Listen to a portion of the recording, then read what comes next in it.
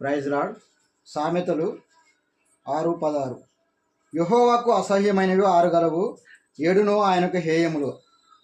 అవేవనగా అహంకార దృష్టియు, కళ్ళలాడు నాలుకయు, నిరపరాధులను చంపు చేతులను, దుర్యాలోచనలు యోచించు హృదయము, కీడు చేయుటకు త్వరపడి పరిగెత్తు పాదములను, లేని వాటిని పలుకు అబద్ధ సాక్షియు, అన్నదమ్ములలో జగడములు పుట్టించువాడును.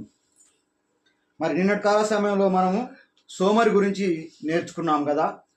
సోమరి ఏమనుకుంటారట, ఎందాక నువ్వు పండుకొని ఉందువు, ఎప్పుడు నిద్ర లేచెదవు, ఇక కొంచెము నిద్రించేదను, ఇంకా కొంచెము కునికేదను, కొంచెం సేపు చేతులు ముడుచుకొని పరుండేదనని నువ్వు అనుకుందు.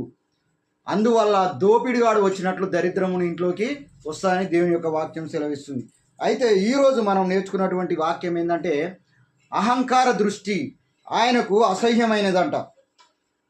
ఇంకోటి ఏమంటుండంటే, కళ్ళలాడు నాలుక. మన నాలుక ఎలా ఉండాలంటే అవునంటే అవును, కాదంటే కాదు అన్నట్టుగా ఉండాలి. మనం కొన్నిసార్లు మనం ఏం చేస్తామంటే, చిన్న పొరపాటే కదా అని నాలుకతోటి మనం అబద్ధం ఆడతాం. మన నాలుక ఎలా ఉండాలంటే అబద్ధములు పలికే నాలుకగా ఉండొద్దంట. అబద్ధములు పలికేటువంటి నాలుక నాట, కళ్ళలాడు నాలుక నాట ఆయన పెరిగి వేస్తానంటున్నాడు. కాబట్టి ఉదయకాల సమయంలో దేవుడు మనతో మాట్లాడుతున్నటువంటి మాట ఏంటంటే, నిరపరాధులను చంపు చేతులు.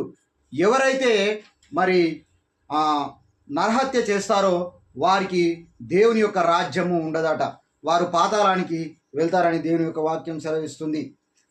వాళ్ళు ఎవరంటే కుటిలమైన వాడట, దేవునికి అసహ్యమైన వాడట.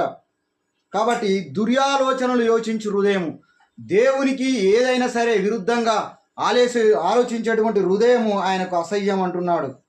తర్వాత కీడు చేయుటకు త్వరపడి పరుగులెత్తు పాదములు.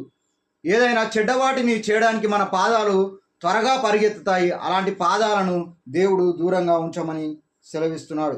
కాబట్టి నా కుమారుడా, లేని వాటిని పలుకు అబద్ధ సాక్షియు, ఉన్నది ఉన్నట్లుగా పలకమని దేవుని యొక్క వాక్యం సెలవిస్తుంది. ఈ కొద్ది వాక్యము దేవుడు దీవించి ఆశీర్వదించును.